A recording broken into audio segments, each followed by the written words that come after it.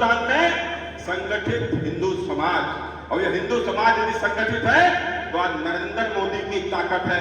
और मित्रों, यदि समाज यदि छिन्न भिन्न हो जाएगा तो निश्चित रूप से मोदी हार जाएगा। मोदी नहीं हारेगा, या मोदी नहीं हारेगा, या देश का भविष्य हार जाएगा, या देश के सपने टूट जाएंगे।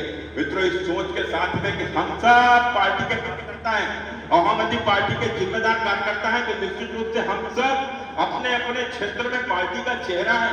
यदि हमारे ही आपके बीच में जातिवाद पनप जाएगा तो निश्चित रूप से नीचे क्या संदेश जाएगा। इसलिए मित्रों, मैं तो हमेशा से एक ही बात कहता हूं और मैं एक ही बात जानता हूं और एक ही बात मानता हूं, यह भारतीय जनता पार्टी हमारा परिवार है। यदि कोई मुझसे पूछता है जाति की बात, तो मैं तो जाति की कभी राजनीति ना मैंने करी है और ना ही मैं जीवन में जाति की राजनीति करूंगा। मैं तो एक ही बात जानता हूं और एक ही बात मानता हूं कि भारतीय जनता पार्टी मेरी जाति है। भारतीय जनता पार्टी का एक एक कार्यकर्ता, भारतीय जनता पार्टी का एक एक समर्थक, भारतीय जनता पार्टी का एक एक मतदाता मेरी जाति है। मित्रों, मेरी जाति का है, इसके अलावा ना मैं कुछ जानता हूं और ना इसके अलावा मैं कुछ जानना चाहता हूं। इसलिए बंधुओं, आज एक टिफिन बैठक का उद्देश्य यही है कि निश्चित रूप से हम सब एक परिवार के लोग हैं। जब हम एक दूसरे का घर का लाया हुआ यदि हम भोजन आपस में ऐसे बैठकर करेंगे और यदि हम लोग समय समय पर ऐसा करते रहेंगे, निश्चित रूप से हमारे आपके बीच में एक आपस का विश्वास बढ़ेगा, हमारे आपके बीच में आपस का प्यार बढ़ेगा। मैं तो शिशु मंदिर का छात्र रहा हूं, आप में से बहुत से लोग भी शिशु मंदिर के छात्र रहे होंगे। आप देखे होंगे जब आप बचपन में विद्यालय में वहां के ऊपर जाते थे तो घर से लेकर जाते थे, और जब वहां के ऊपर भोजन अवकाश होता था सारे लोग एक साथ पंक्ति में बैठते थे, एक दूसरे के टिफिन खोलकर खाते थे। कई बार ये होता था कि किसी लड़के का टिफिन आता था तो वो खाली खुलता था, कारण कि उसको कोई पहले ही बस्ते से निकालकर खा चुका होता था। एक आपस का प्रेम होता था। और आपने देखा होगा कि जो भी हमारे बचपन के मित्र, हम चाहे किसी भी विद्यालय में पढ़े हों, लेकिन हमारे बचपन के जो भी मित्र होंगे, चाहे वो किसी भी जाति समाज के होंगे, आपने कभी उनके अंदर जातिवाद नहीं देखा होगा, बल्कि भाई के जैसे परस्पर विश्वास उनके बीच में देखा होगा। तो ये विश्वास हमारे आपके सबके बीच में पनपे। तो इसलिए मित्रों, ये बहुत एक मोदी जी का एक अच्छी सोच है। और ये टिफिन बैठक का जो कल्चर उन्होंने शुरू किया, इसको उन्होंने बनारस से शुरू किया था। जब वो पिछली बार बनारस के सांसद थे तभी उन्होंने सबसे पहले वहां के लोगों के साथ में इस प्रकार के टिफिन बैठक का आयोजन किया था। लेकिन आज यह टिफिन की बैठक मैं समझता हूं कि हर विधानसभा में हो रही है, और हर विधानसभा में वहां के विधायकों को आग्रह किया है पार्टी ने कि अपने अपने कार्यकर्ताओं के साथ में बैठ के इस प्रकार के आयोजन हम सब लोग करें। और जहां के ऊपर भी सांसद भी पहुंच सकते हैं, पहुंचेंगे। तो मेरी तो कोशिश रहती है कि मैं तो हर कार्यक्रम में उपस्थित रहूं, इसी बहाने सबसे भेंट हो जाती है, वार्ता हो जाती है। इसलिए बंधुओं, आज का यह कार्यक्रम बहुत महत्वपूर्ण है, मैंने आप सबको बताया। और 2014 का चुनाव भी मित्रों बहुत महत्वपूर्ण है। विषय ये नहीं है चुनाव कौन लड़ेगा, विषय यह है कि यह चुनाव निश्चित रूप से भारत का चुनाव है। यह चुनाव भारत के भविष्य का चुनाव है। और जिस प्रकार से प्रधानमंत्री नरेंद्र मोदी जी से लेकर आज सारे देश में सारे लोग, खासकर राष्ट्रवादी लोग यदि चिंतित हैं, तो इस चुनाव को लेकर कारण क्या है कि जिस प्रकार से आपने देखा होगा कि देश नहीं पूरी दुनिया में प्रधानमंत्री नरेंद्र मोदी जी को, और खासकर वह लोग जो हिंदुस्तान को टूटते हुए देखना चाहते हैं, जिनका लक्ष्य है, जो चाहते हैं कि हिंदुस्तान का एक और विभाजन पाकिस्तान के जैसे हो जाए, इस लक्ष्य के साथ दुनिया की तमाम सारी ताकतें जो भारत को पाकिस्तान के जैसे तबाह होते हुए देखना चाहती हैं, वह चाहती है कि निश्चित रूप से मोदी इस बार चुनाव हार जाए, मोदी इस बार चुनाव जीत कर ना आए। तो इसलिए बंधुओं, मैं एक ही बात आप सबके बीच में कहूंगा कि हम सब लोग जानते हैं बहुत लंबा भाषण देने का कोई अर्थ नहीं है, लेकिन आप एक बात ध्यान में रखते हुए कि नरेंद्र मोदी जी के लिए हम लोग कहते हैं ना, मोदी है तो, लेकिन एक बात ध्यान रखना, इसमें एक बात मेरी भी जोड़ देना, मोदी है तो सब कुछ है, मोदी है तो ही सब कुछ है, मोदी है तो योगी है, योगी है तो हम सब हैं, योगी है तो हमारा सबका सम्मान है, और योगी है तो गुंडा नहीं है, योगी है तो माफिया नहीं है, योगी है तो दंगा नहीं है, योगी है तो मंदिरों पर भगवा पताका लहरा रही है। मित्रों, इस बात को ध्यान रखते हुए, ना तो आप मित्रों देखा होगा आपने, जब गुजरात के चीफ मिनिस्टर नरेंद्र मोदी जी हुआ करते थे या कांग्रेस की सरकार थी, कभी मोदी के ऊपर कोई नए पैसे की चोरी का आरोप नहीं द्वारा बैठा कर मित्रों पूछताछ हुई है। एक मुख्यमंत्री के साथ इस प्रकार का अन्याय और जो कांग्रेस के शासन में हुआ है, मित्रों आप सोचो, यदि दिल्ली में कांग्रेस की शासन हो गया तो स्थितियां क्या होंगी? क्या उत्तर प्रदेश के मुख्यमंत्री को आप समझते हो? आप मित्रों, जो हम सोच नहीं सकते, जो कल्पना नहीं कर सकते, वो हालात होंगे। इसलिए मित्रों यह सब याद रखते हुए कि प्रधानमंत्री नरेंद्र मोदी इस देश के नेता ही नहीं है, आज वो दुनिया के आज दिशा निर्देशक हो गए हैं। आज वो पूरी दुनिया को रास्ता दिखाने का काम कर रहे हैं। पूरी दुनिया में किस प्रकार से शांति की स्थापना हो, आज नरेंद्र मोदी की नजीर दी जा रही है।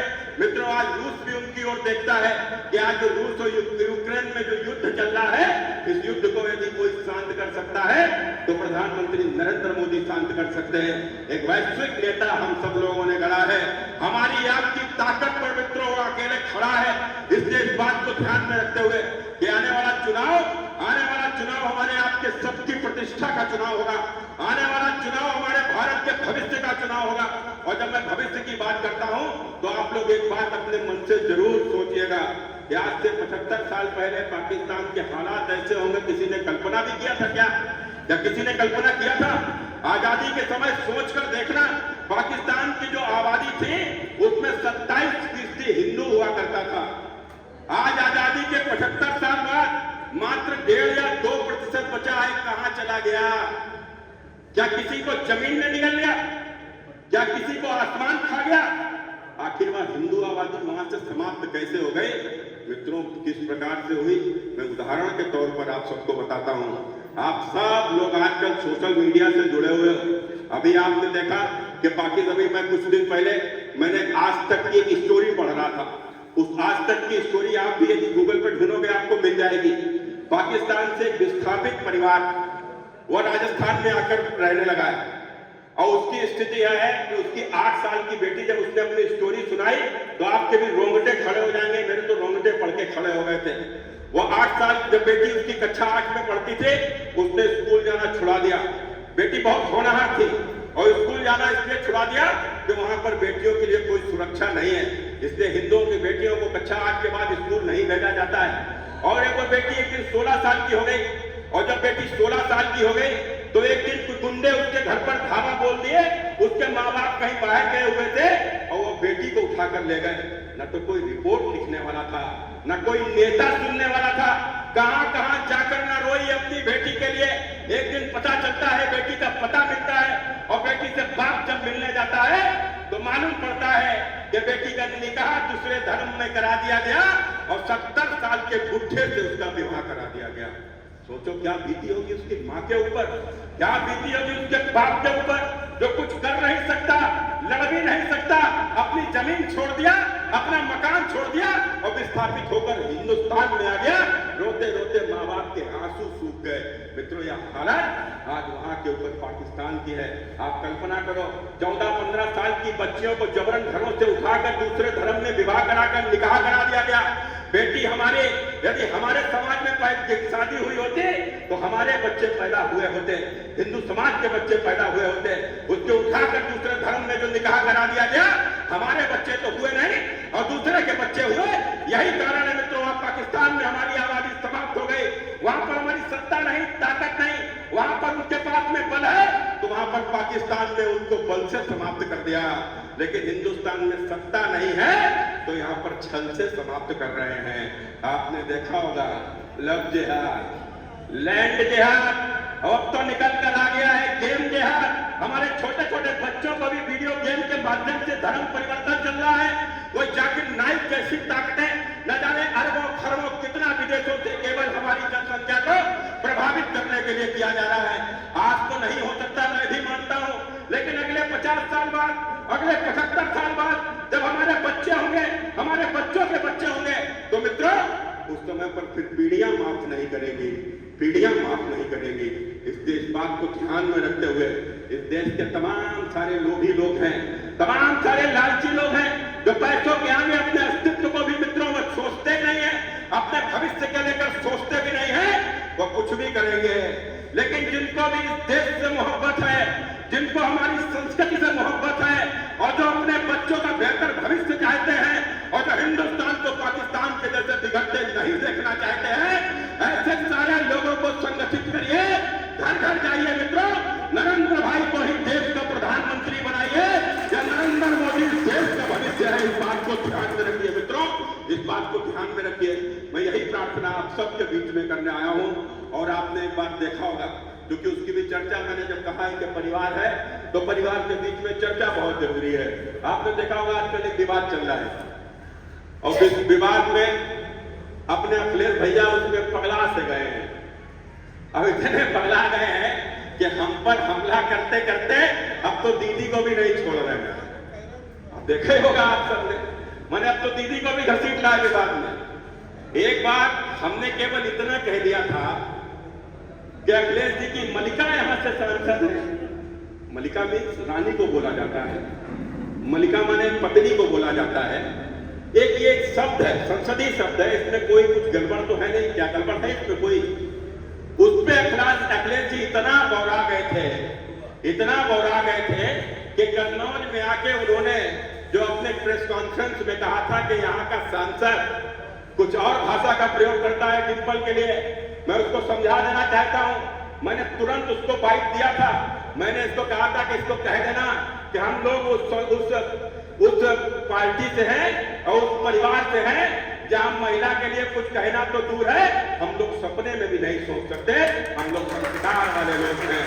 और यदि एक भी मेरी बात का यदि कोई प्रमाणित कर दे अखिलेश जी, तो ऑन कैमरा मैं बोल रहा हूं, उस समय शायद 1 साल भी मेरा नहीं हुआ होगा सांसद बने हुए, मैंने कहा ऑन कैमरे पर कह रहा हूं, मैं लोकसभा से इस्तीफा दे दूंगा, राजनीति तो बात नहीं करता।